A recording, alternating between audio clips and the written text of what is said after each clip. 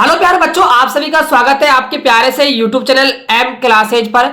जैसा कि बच्चों हमने आपसे वादा किया था कि हम आपको साइंस के 4 सेट करवाएंगे, तो आज हम इस वीडियो के अंदर सेट 2 को लेकर आ चुके हैं। इससे पहले बच्चों मैंने सेट 1 कंप्लीट कर दिया है।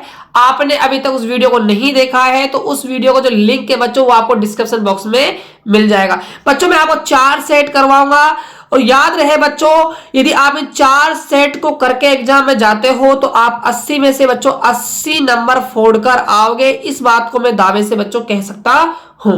तो ये देख सकते हो बच्चों, आपका माध्यमिक परीक्षा मॉडल पेपर 2 है, सेकेंडरी एग्जामिनेशन मॉडल पेपर 2 किसका बच्चों, विज्ञान का, साइंस का। क्योंकि आपका एग्जाम कितने तारीख को है बच्चों, 20 मार्च को आपका एग्जाम। इसमें आपको समय मिलेगा बच्चों 3 घंटा 15 मिनट का और पेपर होगा बच्चों आपका 80 नंबर का। यहां बच्चों आपको अपने रोल नंबर लिखने हैं। ये देख सकते हो बच्चों, आपका ई क्या है, साइंस है। यहां पर बच्चों आपके लिए कुछ परीक्षार्थियों के लिए सामान्य निर्देश दिए हुए हैं, इनको भी बच्चों अच्छे से पढ़ लीजिएगा क्योंकि ये रूल बच्चों आपको एग्जाम में फॉलो करने होते हैं। अब बच्चों हम पेपर को सोल्व करते हैं। पेपर के अंदर बच्चों पहले आएगा खंड ए। खंड ए के अंदर बच्चों आपके सामने आएंगे वस्तुनिष्ठ यानी कि ऑब्जेक्टिव प्रश्न और आपके सामने फिल इन द यानी कि रिक्त स्थान वाले प्रश्न। तो यहां पहले हम डिस्कस करने वाले हैं बहुविकल्पीय प्रश्नों का।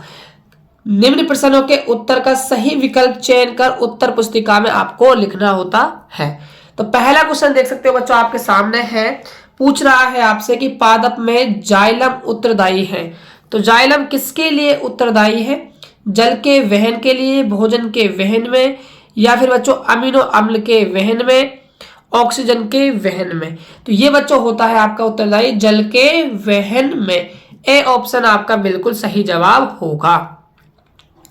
अगला क्वेश्चन है, वह स्थान जहां छोटी आंत बड़ी आंत से जुड़ती है कार्डियक अवरोधनी वाल्व कहते हैं, या पायलोरिक अवरोधनी वाल्व, या इलियोसिकल वाल्व, इनमें से कोई नहीं। तो बताइए जो छोटी आंत है वो बड़ी आंत के साथ कहां पर बच्चों जुड़ती है।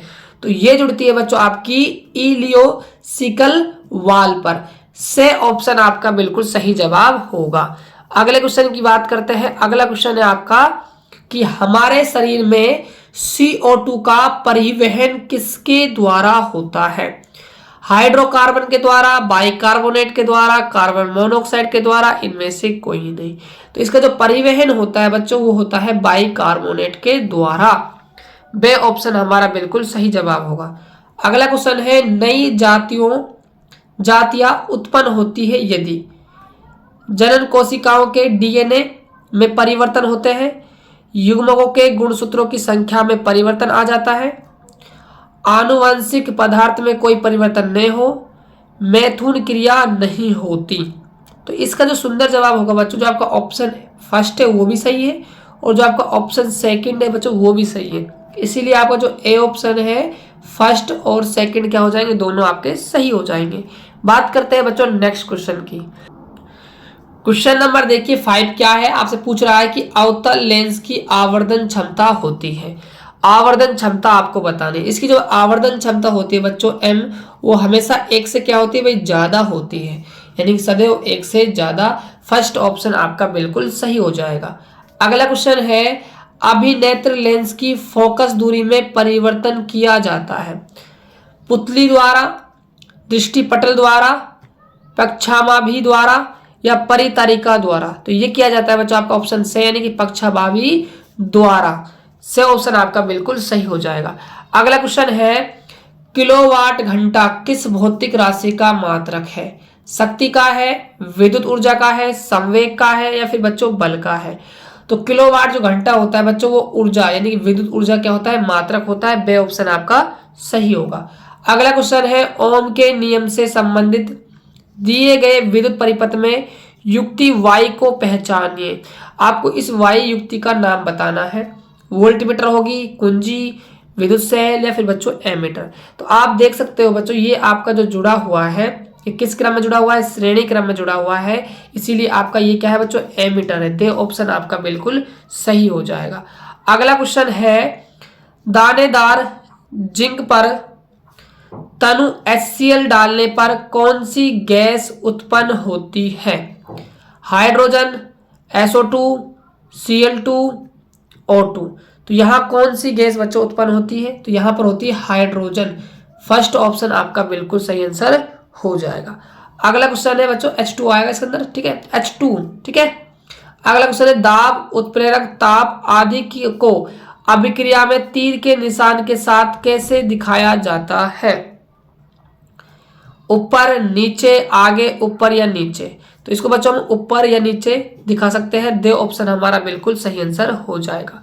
अगला क्वेश्चन है लोहे के फाइगिंग पेन को जंग से बचाने के लिए निम्न में से कौन सी विधि उपयुक्त है? विधि का आपको नाम बताना है। तो इसमें ग्रीस लगाकर, पेंट लगाकर या जिंक की परत चढ़ाकर, ये तीनों ही ऑप्शन सही है बच्चों, इसलिए दे ऑप्शन आ जाएगा। ये सभी दे ऑप्शन बिल्कुल सही आंसर होगा। अगला क्वेश्चन है कौन सी अधातु चमक युक्त होती है? सल्फर, ऑक्सीजन, नाइट्रोजन या फिर बच्चों आयोडीन? तो जो चमक युक्त आपकी जो अधातु पूछा है बच्चों, चमक युक्त पूछा है, ठीक है, तो ये आपकी हो जाएगी बच्चों आयोडीन। दे ऑप्शन आपका बिल्कुल सही आंसर हो जाएगा। अगला क्वेश्चन है अम्ल के बारे में बच्चों आपसे पूछा जा रहा है, का स्वाद कड़वा होता है। ये बिल्कुल गलत बात है बच्चों, अम्ल का स्वाद कड़वा नहीं होता है, ठीक है, खट्टा होता है। लाल लिटमस को नीला कर देता है, ये भी बिल्कुल गलत बात है बच्चों, नीले को लाल करता है, ठीक है। कार्बोनेट को विघटित करता है, बिल्कुल सही बात नहीं है। का स्पर्श फिसलने वाला होता है, ये बिल्कुल सही बात है। दे ऑप्शन आपका बिल्कुल सही हो जाएगा। अगला क्वेश्चन है मनुष्य में अंडाशयों की संख्या होती है 1, 2, 3 या फिर बच्चों 4? तो अंडाशय संख्या होती है बच्चों 2। पे ऑप्शन आपका बिल्कुल सही हो जाएगा। अगला क्वेश्चन है फ्यूज के तार का गलनांक है, कम होता है, अधिक होता है, ने कम ने अधिक होता है, कुछ भी हो सकता है? तो जो फ्यूज का तार होता है बच्चों, उसका जो गलनांक होता है वो होता है कम। ए ऑप्शन आपका बिल्कुल सही जवाब होगा। बात करते हैं बच्चों हम अगले क्वेश्चनों की। देखिए ध्यान से, क्वेश्चन नंबर है हमारा सेकंड, रिक्त स्थानों की क्या है बच्चों आपको पूर्ति करनी है। तो फर्स्ट क्वेश्चन है खालिस्तान कोशिका की ऊर्जा मुद्रा है। ऊर्जा मुद्रा आपको बतानी है, तो बच्चों ये आएगा आपका एटीपी। क्या आ जाएगा? एटीपी। यदि बच्चों एग्जाम में एटीपी की फुल फॉर्म आपसे पूछ लेता है तो आपको लिखना है एडिनोसिन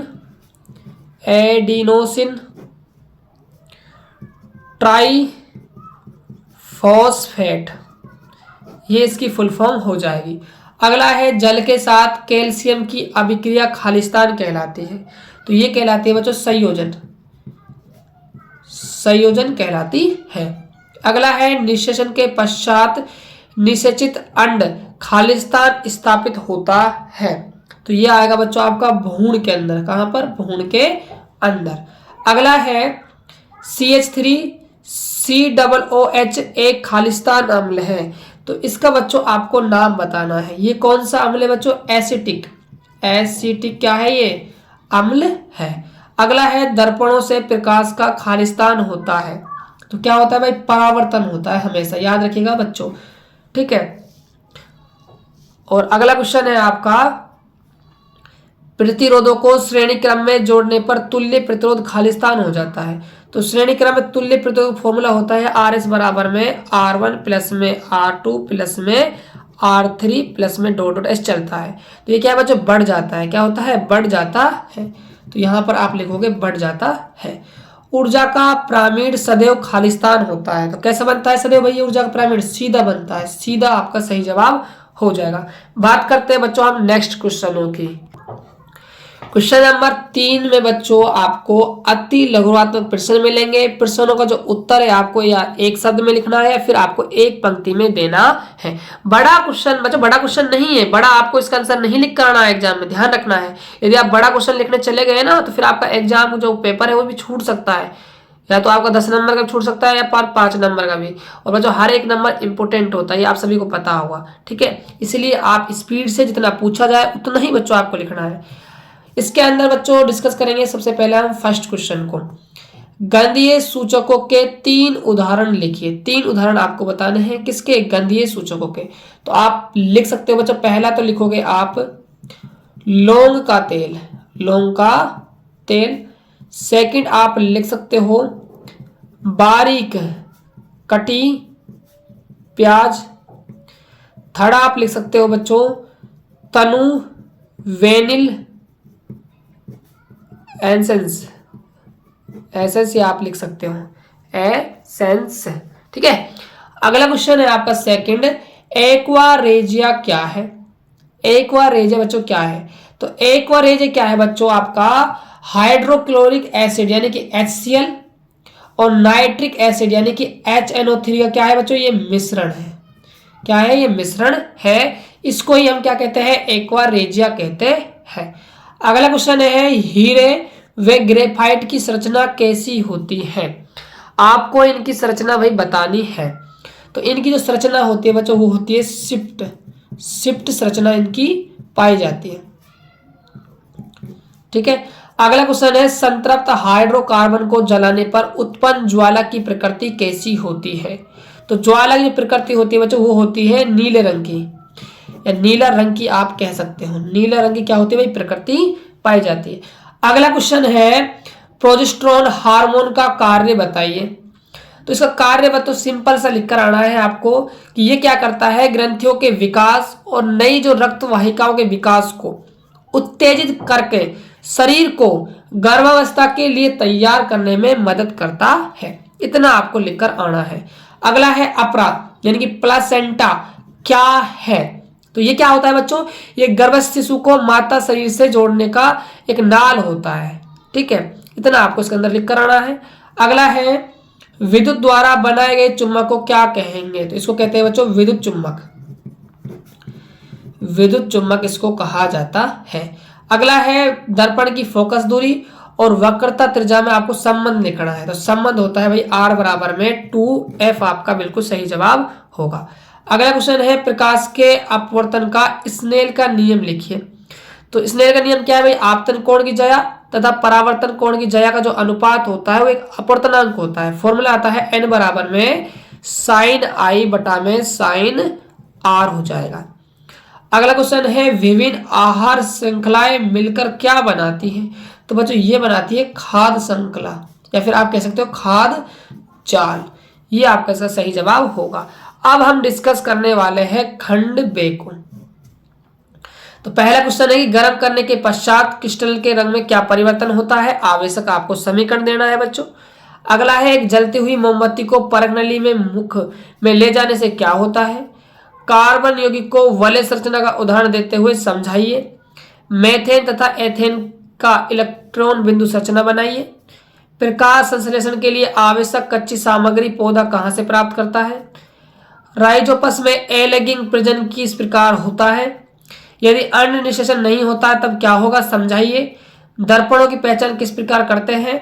उत्तल दर्पण तथा समतल दर्पण में अंतर लिखिए। नेक्स्ट क्वेश्चन है, भूसंपर्क तार का क्या कार्य है? धातु के आवरण वाले विद्युत साधित्रों को भूसंपर्क करने क्यों आवश्यक है? एक धारावाही परिनलिका छड़ चुंबक के समान व्यवहार करती है, क्यों? कारण स्पष्ट कीजिए। ऊर्जा के संबंध में कौन सी आहार श्रृंखला लाभप्रद है? ये आपको बताना है। अब हम डिस्कस करते हैं बच्चों खंड से के क्वेश्चनों को।